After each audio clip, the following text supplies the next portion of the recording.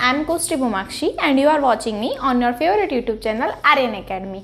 हमने last lectures में मतलब कि ये मेरा 8th पार्ट है, इसके पहले के जो मैंने 7 पार्ट्स कवर किए हैं, 7 वीडियोस कवर किए हैं, उसमें मैंने types of reaction along with that chemical reactions क्या होता है, केमिकल्स क्या होता है, मतलब कि we had started from the basic of this chapter. आज हम इस चैप्टर का जो टॉपिक कवर करेंगे वो है corrosion and another one is rancidity. Okay, so corrosion की अगर हम बात करें तो आप लोगों ने कुछ फिनोमिनन्स देखे होंगे। That phenomenon is like you have seen that जो साइकिल होती है, साइकिल की जो रिंग होती है, टायर जो रिंग होती है, यू हैव सीन दैट हमारे जो एटमॉस्फेयर में या फिर बारिश हो जाए या फिर ह्यूमिडिटी बढ़ जाती है, मॉइस्चर बढ़ जाता है, तो आपने देखा होगा कि ब्राउन कलर की coating and along with that brown colour का पाउडरी सब्सटेंस जनरेट होता है। अब वो क्या है? फिर उसके बाद हमने एक और चीज़ देखी होगी, घर में जो सिल्वर वेसल्स होंगे या फिर सिल्वर के ऑर्नामेंट्स होते हैं वो भी कुछ दिनों के बाद ब्लैकिश हो जाते हैं। वो क्या था? अलॉन्ग विद दैट हमने ये भी देखा है कि कॉपर वेसल्स कुछ दिनों बाद, कुछ महीनों बाद ग्रीन कलर की कोटिंग उनके ऊपर आ जाती है। अब ये भी क्या था? तो ये जो मैंने आपको कुछ एक्सप्लेन किया, they are only the corrosion. Corrosion आपकी बुक में आपने अभी देखा है, लेकिन वो बहुत ही पहले से आपके साथ फैमिलियर है। हमारी रोज प्रैक्टिकल लाइफ में हम उसे देखते भी हैं और उसको we can study it practically. हमने आपको फिनोमिनन्स बताए जो आपके घर में इजीली आप देख सकते हो।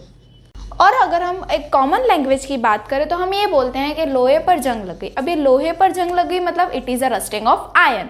अब ये जो जंग है वही हमारा कोरोजन है। हमने ये तो देखा कि कोरोजन क्या है, उसके फिनोमिनन्स भी देखे, एग्जाम्पल्स भी देखे, बट ये होता क्यों है? Now why it occurs? It occurs due to the combining of moist oxygen, that is moisture में जो ऑक्सीजन है उसका और हमारे मेटल का जब combination होता है और उन लोगों के बीच में जो रिएक्शन होता है वही रिजल्ट क्या करता है? कोरोजन में रिजल्ट करता है। Now what is the theory part of our corrosion? So it is the defined first that when a metal comes in a contact with humid air, moisture or a chemical such as acid, the surface of metal starts getting eaten up. This is called as a corrosion.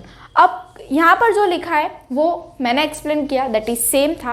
वापस एक बार हम explanation देखते हैं। That is when a metal comes, जब एक metal किसके contact में आता है? ह्यूमिड एयर, मॉइस्चर और एक ऐसे केमिकल के कांटेक्ट में आता है जो उसको इटन अप, मतलब कि जो उसको खा जाएगा। दैट टाइप खा जाएगा मतलब कि कैसे?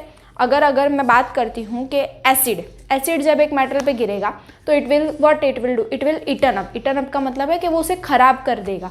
दिस खराब कर दे को हम क्या बोलते हैं? इटन अप बोलते हैं। ओके, सो समझ में आया कि कोरोजन होता कैसे है? कि जब भी किसी भी मेटल, मतलब कि कोई भी मेटल जब ह्यूमिड एयर, मॉइस्ट एयर और या फिर कोई ऐसे केमिकल के कांटेक्ट में आता है जो उसे खराब कर देगा, that is only known as a corrosion. Another point of corrosion is the corrosion is mainly caused by the oxidation of metal in a humid air. अब ऑक्सीडेशन वापस आ गया जो हमने लास्ट वीडियो में सीखा था, मतलब कि यहाँ पर ऑक्सीजन जो होता है वो मेटल पे क्या होता है? ऐड होता है। मतलब कि यहाँ पर रिएक्शन किसके बीच में होगा? मेटल एंड ऑक्सीजन के बीच में होता है।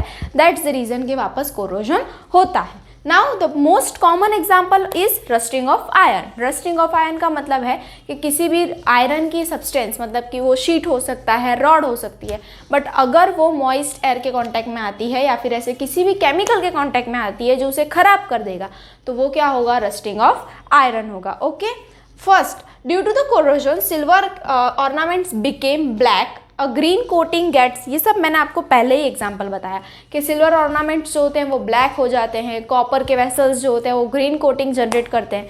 This all are the examples of our corrosion.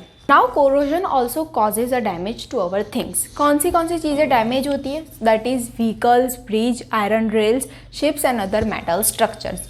हमारे घर में जितने भी मेटल्स के जो स्ट्रक्चर होते हैं they are caused damaged by the corrosion. कैसे? अब हमारे घर में जो भी चीज़ है, आई कैन से कि अगर आपके घर में बेड है जो किससे बना है? आयरन से बना है। सो वी नो कि कोरोजन की वजह से आयरन क्या होगा? रस्ट होगा। अब कुछ सालों बाद जब ज़्यादा रस्टिंग हो जाएगी तो वो बेड का जो स्ट्रक्चर था वो पूरा का पूरा स्पॉइल हो जाएगा और उसकी जो स्ट्रेंथ थी वो भी कम हो जाएगी, जिसकी वजह से उसका टूटने का हमें खतरा क्या हो जाएगा? ज़्यादा हो जाएगा। तो this is also a damage from the corrosion. उसके बाद अगर हम बात करें तो जो अपने रोड साइड्स में जो ब्रिज होते हैं, ये सारे ब्रिज जो होते हैं वो एक टेन्योर दिया जाता है कि आफ्टर 5 इयर्स ब्रिज का रिकंस्ट्रक्शन या फिर ब्रिज का जो स्ट्रक्चर है वो वापस एक बार मोनेटाइज हम करेंगे। अब ये क्यों करते हैं? वी नो कि इतना स्ट्रॉन्ग ब्रिज बनाया है, इतने पैसे डाल के बनाते हैं, crores of rupees, so why हमको इसको मोनेटाइज करने की ज़रूरत क्यों है, या फिर हमको इसका स्ट्रक्चर वापस देखने की ज़रूरत क्यों पड़ती है? तो रीज़न यही होता है क्योंकि हम उसमें ज़्यादातर मेटल्स का भी यूज़ करते हैं, जो एक ना एक दिन क्या करेगा, मेटल्स कोरोड होना चालू करते हैं और उसकी वजह से हमारे ब्रिज का जो स्ट्रेंथ है वो कम हो सकता है। और कम होने के बाद क्या होगा, ब्रिज का स्ट्रेंथ कम हुआ तो either it can cause damage to the roads, और जिसकी वजह से काफ़ी सारी लाइफ्स क्या हो जाएगी, डेंजर में आ जाएंगी। और उसी की वजह से हम टाइम टू टाइम हमारे रोड साइड्स जो होते हैं, जो ब्रिज होते हैं, हमारे रोड्स में जो हम मेटल्स यूज़ करते हैं, that all government put the control on it, और हर एक टाइम टू टाइम उन पे क्या करती है, मैनेजमेंट लाती है। Okay, another one is corrosion of iron is a serious problem, it causes youth sum to a स्पेंटम maintaining iron structure and replacing corroded parts. अब देखो ये सारी चीज़ें हम लोग, कॉरोजन एक ऐसा चीज़ है जैसे कि अगर हम कि अगर हमें आयरन का कोई भी मेटल लग जाता है, आयरन का कोई भी सब्सटेंस हमें अगर लग जाता है तो वी नो कि हमें एक इंजेक्शन लेना पड़ता है। अब वो इंजेक्शन हम लेते क्यों? Just because of this corrosion, क्योंकि जब हमें वो आयरन लगता है तो जो कोरोडेड जो पार्ट होता है ना आयरन का, वो जहरीला होता है, इट इज़ मोस्ट पॉइजनस, और वही पॉइजन हमारे बॉडी में जाता है और उसकी वजह से हमें वो डैमेज, हमारी बॉडी को ज़्यादातर डैमेज करता है, जिससे हमें बॉडी में fungus infection and that all भी हो सकता है। और यही सारी रीजंस है कि कोरोजन इज़ मोस्ट डेंजर, और इन्हें प्रिवेंट करने के लिए भी हमारे पास कुछ मेजर्स होते हैं जो आपके 3rd चैप्टर में आएंगे, लेकिन मैं आपको अभी थोड़े बहुत बता देती हूँ। जैसे ऑयल पेंटिंग करना ऑन द मेटल स्ट्रक्चर्स, फिर उसके बाद गैल्वेनाइजिंग करना, एनोडाइजिंग करना, this are the prevention of corrosion, जिससे हम चीज़ों को या फिर हमारे मेटल सब्सटेंस को कोरोड होने से बचा सकते हैं। Now we will see what is rancidity.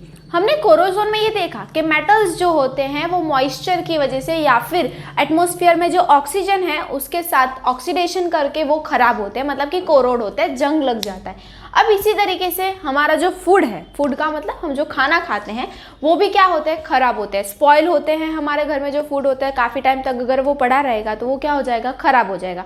अब ये क्यों होता है? तो that is only because of rancidity. अब रेंसिडिटी क्या है वो हम देखते हैं। From the define that oxidation effects food that contains fat and oil. अब हमारा जो खाना होता है वो ज़्यादातर फैट एंड ऑयल से बना हुआ होता है। अब ये जो फैट एंड ऑयल जो हमारे फूड में प्रेजेंट है वो एटमॉस्फेयर में जो ऑक्सीजन प्रेजेंट होता है या फिर माइक्रो ऑर्गेनिज्म जो प्रेजेंट होते हैं उनकी वजह से स्पॉइल, मतलब कि खराब हो जाते हैं। अब ये जो ऑक्सीडेशन का मतलब ऑक्सीजन का किसी भी सब्सटेंस के साथ रिएक्ट करना और ऑक्सीजन का उसके साथ कंबाइन होना, दैट इज ओनली ऑक्सीडेशन। अब ये ऑक्सीडेशन रिएक्शन की वजह से ही हमारा फूड जो होता है वो स्पॉइल होता है या फिर रेंसिडिटी होती है। आपने देखा होगा कि हमारे पास जो फूड पैकेट्स होते हैं, food packets I can say कि जो वेफर्स के पैकेट्स है, चिप्स जो हम खरीदते हैं, अब उसके अंदर चिप्स जितनी होती है उससे कई ज़्यादा बड़ा तो हमारा पैकेट होता है। अब वो पैकेट क्यों बड़ा होता है? जस्ट बिकॉज ऑफ कि रेंसिडिटी ना हो उस फूड में। क्यों? क्योंकि उस पैकेट के अंदर हम नाइट्रोजन गैस फिलअप कर देते हैं, जिसकी वजह से